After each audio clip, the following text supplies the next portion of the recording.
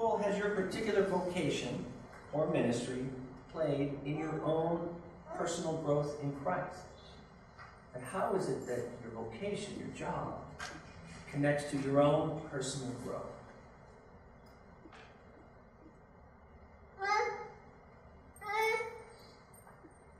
You know, Lisa, would you like to? It's an easy one, right? Yeah. We'll give everyone time to think for a minute, right? Well, I guess it's more obvious for me. I'm trying to pray more often, do SDCs more, challenge myself, and of course, I have the privilege of being in an environment where it's much easier.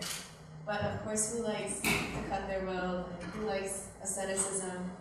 And there are days that it's tough, but like everyone was just sharing that, you know, the joy is in offering ourselves to others and to Christ. And ultimately, that's what brings fulfillment to our lives and to, I think, inspires other people to serve God too.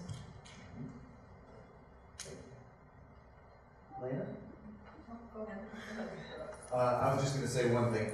I don't think it's a universal idea in psychotherapy, but it's not uncommon that if the therapist isn't growing, and for me that's the personal growth, then they're very liable to do damage in the service they're trying to provide. So it's almost like an ethical mandate to be growing. It's required in my vocation that I be changing and growing. Well, is that right? Lest I risk becoming a destructive force. Yeah. Lena? I was just going to say it's an ongoing battle to grow and to become closer to Christ and to get to that point. But I still kind of work for the city of Boston, and it was a very difficult job because I would have people that would verbally abuse me and say unkind things to me every day. It wasn't every person that walked in, but it was a few people here and there that would be so upset or so angry, and just to sit back and say, wow, why do I have to deal with this? And to wonder why someone is so upset or so angry and harsh to someone in front of them. They're not treating me the way I want to be treated or the way I would treat others. So I have to sit back and reflect on that and take time and just, I guess, pray about it, to learn to be forgiving and to learn to understand someone else and to sit in their shoes and say, you know, they must have had a really bad day to treat someone so unkindly and so untowardly, because that's not what we're called to do. We're called to help others, to be kind to others, and I would say it's helped me grow closer to God in a way, even though it comes in a form that I didn't expect or I didn't ask for, but that's part of life and that's part of blessings to us. Mine's an interesting version. Mine's kind of a stepping stone. I keep referring back to Holy College in my training.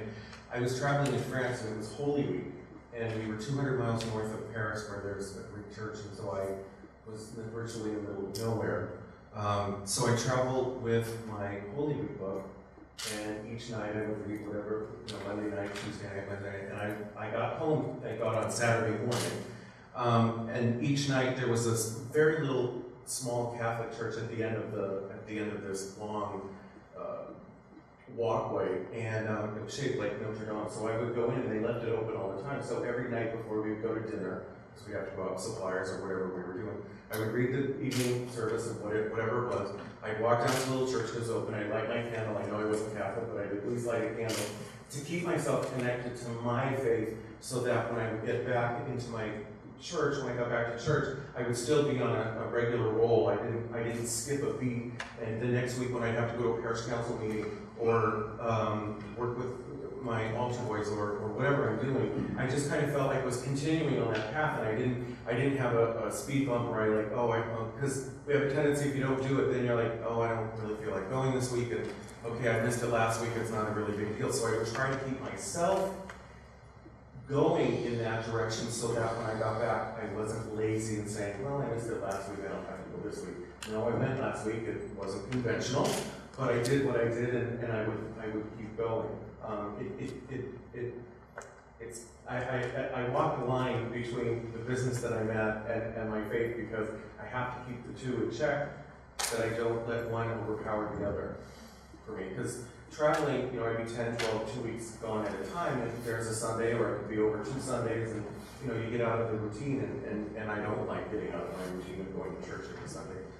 So I travel with my liturgy book and my prayer book, and if I know Holy Week is there, like I said, I took that was a little, my colleagues were a little like, okay, that's a little much, but you know what, that's okay.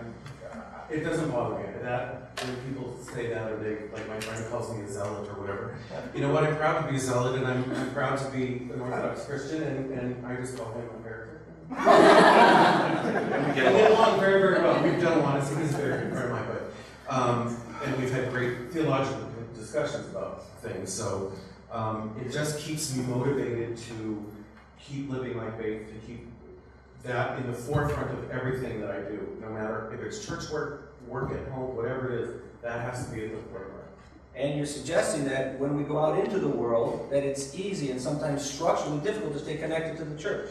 So you're suggesting ways that I remind myself, some spiritual disciplines and spiritual practices, such that when I go out into the world, I don't lose my identity. I don't forget my identity, but I stay connected.